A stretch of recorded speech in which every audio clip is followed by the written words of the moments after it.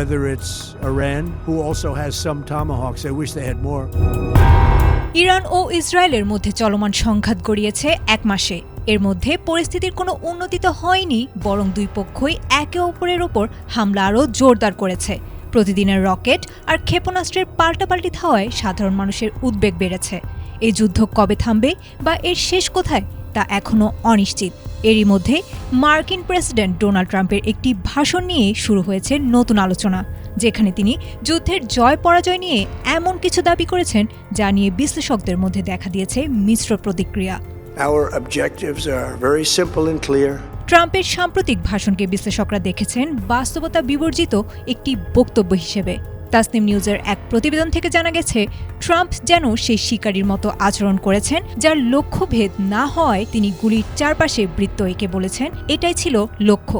যুদ্ধের শুরুতে ওয়াশিংটন বলেছিল তারা ইরানের শাসন ব্যবস্থা বদলে দেবে এবং পারমাণবিক শক্তি গুঁড়িয়ে দেবে, কিন্তু ট্রাম্প দাবি করেছেন শাসন পরিবর্তন নাকি কখনোই তাদের উদ্দেশ্য ছিল না। এখানেই শেষ নয়। মার্কিন প্রেসিডেন্ট দাবি করেছেন ইরানের নৌ ও বিমান বাহিনী পুরোপুরি ধ্বংস হয়ে গেছে, অথচ বাস্তবে দেখা গেছে ভিন্ন চিত্র। হরমুজ প্রণালীর নিয়ন্ত্রণ এখনও ইরানের বিপ্লবী গার্ড বাহিনীর হাতেই রয়ে গেছে। উপরন্তু ট্রাম্প বলেছেন হরমুজ পাহারা দেয়া যুক্তরাষ্ট্রের একার কাজ নয়। বিশ্লেষকরা একে দেখেছেন সরাসরি অক্ষমতার স্বীকারোক্তি হিসেবে।